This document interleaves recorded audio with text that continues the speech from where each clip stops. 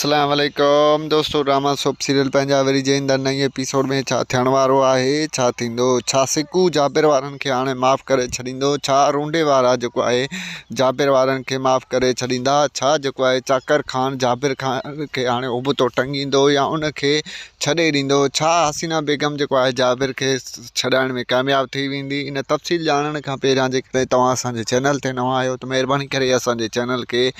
Subscribe कंदा त जीअं हर ईंदड़ नई ख़बर भाइरनि ताईं पहुची सके। दोस्तों हलूं था ड्रामे की तरफ। दोस्तों ड्रामा सोप सीरियल पंहिंजा वरी जे ईंदड़ नई एपिसोड में अव्हांखे ॾेखारियो वेंदो त हाणे सिकू जी भेण मथां ज़ुल्म घटिजी वेंदा, छो जो सिकू जी भेण जे मथां उन जे करे ज़ुल्म रूंडे वारा कनि पिया जो उन जे मथां शक हुयो। हाणे शक ख़तमु थी वियो आहे जॾहिं त रूंडे वारा हाणे जेको आहे सिकू जी भेण ते एॾो ज़ुल्म न कंदा। ऐं होॾो दोस्तों तव्हांखे ॿुधायूं त जाबिर वारनि खे जेको आहे रूंडे वारा फ़िलहालु त माफ़ु करे छॾींदा, छो जो रूंडे खे लालच मिली आहे 12 लखनि जी। ऐं जॾहिं त रूंडो जेको आहे फ़िलहालु इहे पैसा वठंदो ऐं जेको आहे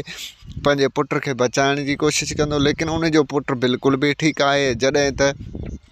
जेको आहे रूंडो फ़िलहालु त मनमानी कंदो ऐं जेको आहे पैसा वठी ख़ामोश थी वेंदो ऐं पोइ जेको आहे अॻिते हली रूंडो वरी जेको आहे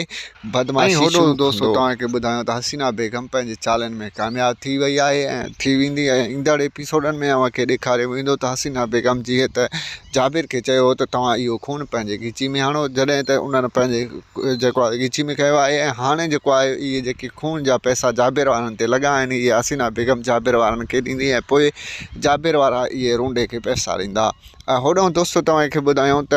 चाकर ख़ान खे जाबिर जे मथां तमामु घणो गुस्सो हूंदो ऐं उहो चवंदो त हिन ॻोठ खे जाबिर तपाए छॾियो आहे, हिन ॻोठ जे अमुन खे जाबिर तबाह करे छॾियो आहे, मां जाबिर खे कॾहिं कोन छॾींदुसि। ऐं हाणे जाबिर खे ख़बर पवंदी त असुल जेको आहे चाकर ख़ान जी ताक़त छा आहे ऐं हाणे मां जाबिर खे ॿुधाईंदुसि। ऐं पोइ पंहिंजे वाठनि खे चवंदो त तव्हां वञो ऐं जाबिर खे टंगे खणी अचो।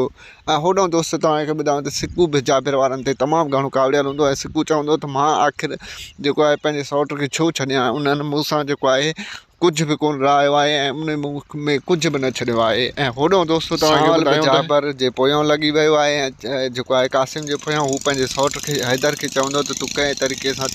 कासिम खे हेॾे वठी आ त कासिम खे असां बि ईअं जेको आहे ज़हर ॾेई ख़तमु करे छॾियऊं।